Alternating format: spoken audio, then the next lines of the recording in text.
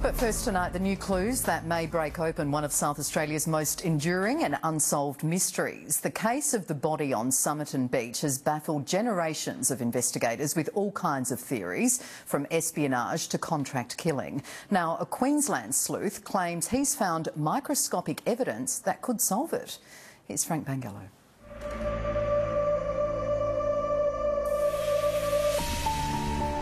Well, the first thing that drew me to the case was the letters in the back of the code book.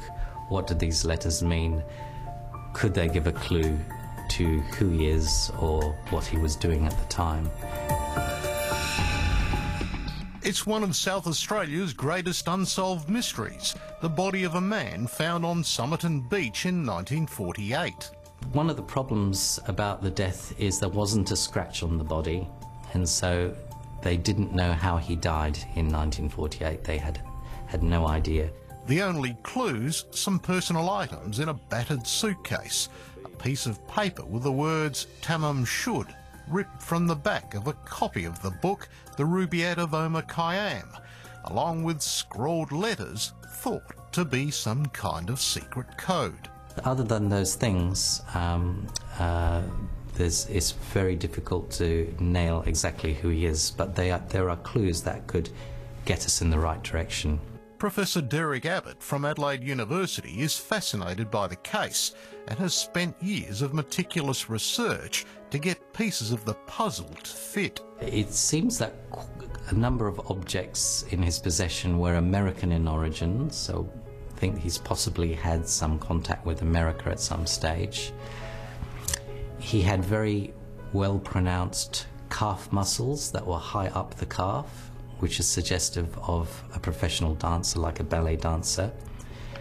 It's possible that he's had some training in the past, so going down that track with old records could reveal who he is potentially. The mythology is that he may have been a Cold War-era spy who was knocked off by Australian G-men, but Derek Abbott isn't convinced. It just rang with that spy case feel about it, but then when I looked into it in more depth, the spy hypothesis just didn't hold. Well, certainly the code page would appear to be an indicator that he was doing something out of the ordinary. However, Queensland-based IT analyst Gordon Kramer reckons he's stumbled onto something that was missed, a microscopic code within that supposed code, which he claims lends to the espionage theory.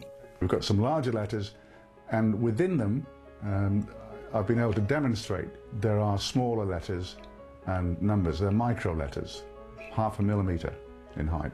After locating an old US military radio operator's manual, Gordon believes he may have cracked part of it.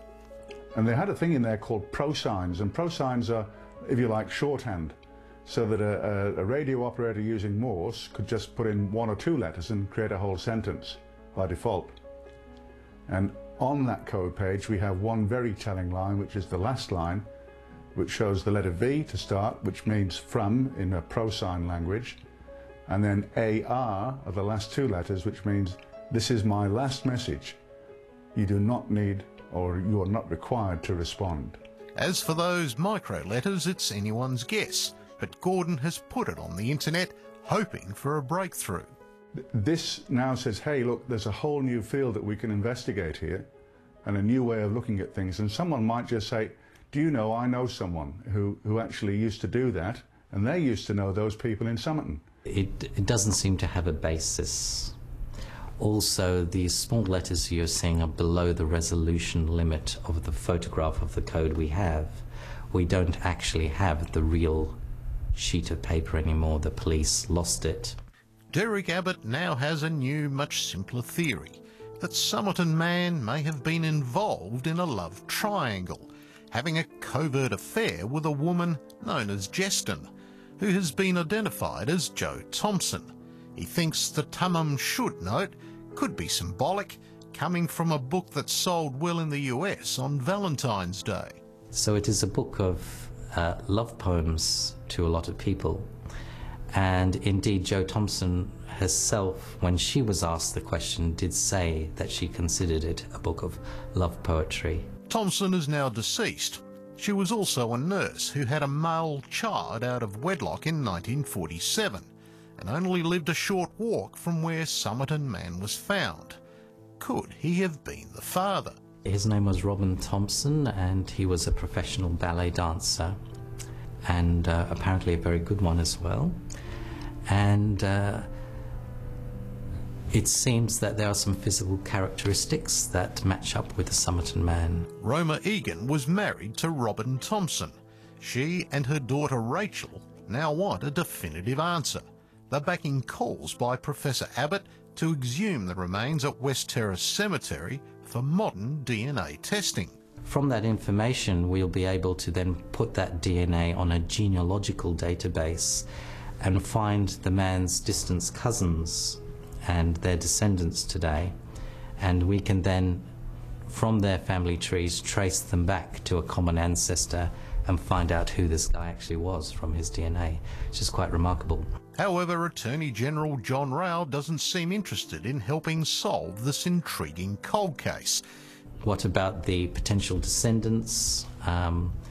We can also test if they really are indeed the descendants or not, so we can put their minds at rest.